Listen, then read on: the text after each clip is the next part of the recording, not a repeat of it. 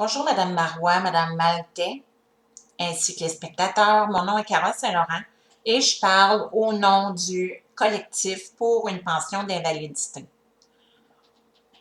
On ne veut plus être sur l'aide sociale. Toutes les personnes qui sont véritablement inaptes à l'emploi, on ne veut plus faire partie du programme de solidarité sociale, contrainte sévère à l'emploi.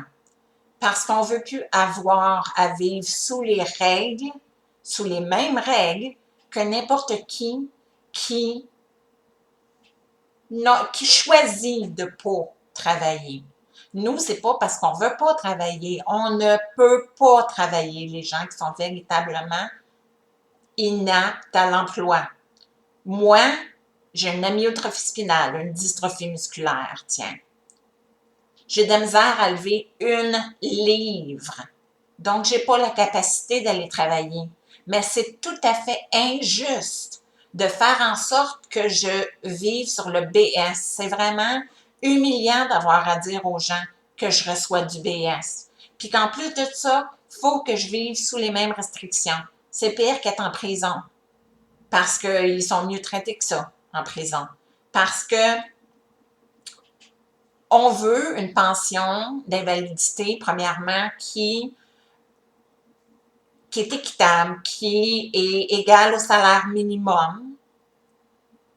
Et puis, parce que, vous savez très bien, on vit en bas du seuil de pauvreté. Le seuil de pauvreté est à 15 000, puis nous autres, on a en bas de 12 000. Donc, c'est vraiment injuste de nous obliger à passer notre vie comme ça. Le programme de solidarité sociale est supposé être un programme pour les gens, pour les aider temporairement. Donc, on n'a pas d'affaires là-dessus. Alors, ce qu'on veut aussi, c'est une pension d'invalidité qui, sans restriction du fait de si on est en couple ou non. On ne veut pas se faire couper juste parce qu'on est en couple ou parce qu'on est marié, parce que c'est tout à fait injuste d'avoir à demander à notre conjointe d'être complètement responsable à 100% de nous. C'est déjà assez difficile, assez demandant d'être en couple avec une personne qui a un handicap quelconque, sans avoir à leur mettre ça sur le dos. C'est encore une fois injuste, ça fait que c'est encore plus difficile pour nous, les personnes handicapées, d'avoir une vie de couple, parce que ça n'a pas de bon sens de demander à l'autre d'être à 100% responsable pour toi. Oh chérie, tu voudrais-tu me donner 50$ s'il vous plaît? Je veux aller t'acheter un cadeau de fête. Juste un petit exemple. On veut aussi être capable de sortir du pays pour des longues périodes de temps. Pourquoi nous mettre une restriction que je sois inapte à l'emploi au Québec ou inapte à l'emploi au Costa Rica ou en Floride? C'est la même chose, je suis inapte à l'emploi. Je peux pas travailler. Fait que si j'ai la chance d'aller en Floride, parce que tout le monde le sait, que les gens en fauteuil roulant, on est beaucoup plus sensible au froid. On est mal là-dedans. On est en hibernation le trois quarts de l'année parce qu'il fait tellement froid ici. Alors, pourquoi nous empêcher de sortir du pays des longues périodes de temps? Parce que pour ceux qui ne savent pas, pour recevoir le BS, il faut être au moins une journée dans le mois. Ce qui veut dire que logiquement, si je pars le 1er février, ben je peux revenir le 30 mars, genre 30, 31, je ne sais pas combien de jours il y a dans le mars, là, mois de mars. Il ne devrait pas avoir cette restriction-là, ça n'a pas de bon sens. Quelle différence ça peut bien faire? Ensuite, on veut avoir la possibilité de faire des épargnes, quand même que ce soit un montant qui provient justement d'un petit travail occasionnel. Parce que ça peut arriver des fois qu'on peut poigner un tout petit contrat occasionnel, quelque chose qui n'est pas régulier. Aussi, si on reçoit un héritage ou si on gagne à la loterie, ça ne devrait pas changer notre pension d'invalidité. Aussi, naturellement, qu'on a besoin que les coûts de médicaments et d'équipements spécialisés soient couverts. Mais il va sans dire. Hein? Alors, Tu sais, vous savez, on se mérite beaucoup plus que ça. On est des personnes à part entière et on veut être traité comme tel.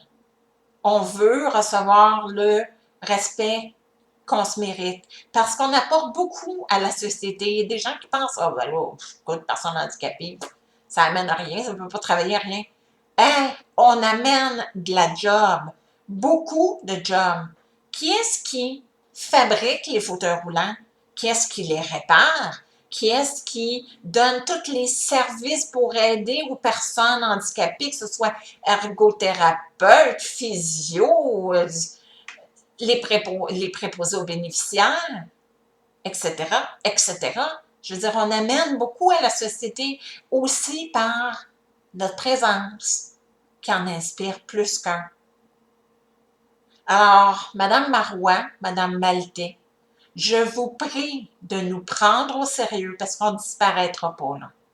Là, à partir de maintenant, vous allez entendre parler des personnes handicapées qui ne veulent plus être sur le BS. Jusqu'à temps que vous décidez enfin de faire un autre programme à part pour nous. Puis si vous dites, oh, on n'a pas d'argent, bien, j'ai une petite solution très, très, très rapide qui va aller amener de l'argent. C'est qu'en nous donnant plus d'argent pour la pension, ben vous n'aurez pas à nous donner des suppléments au loyer. Donc, vous gagnez, drette là. Ça, c'est une petite solution bien vite faite. Mais, vous en avez des cerveaux, là, dans toute votre belle gang de politiciens. Vous êtes là pour penser à ça. Je suis sûre que vous allez trouver une solution. Alors, sur ce, je vous remercie de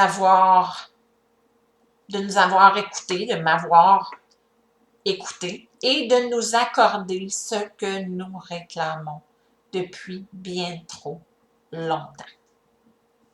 C'est pas la dernière fois que vous allez entendre parler de moi ou que vous allez entendre parler du collectif pour une pension d'invalidité pour les gens véritablement inaptes à l'emploi. Merci.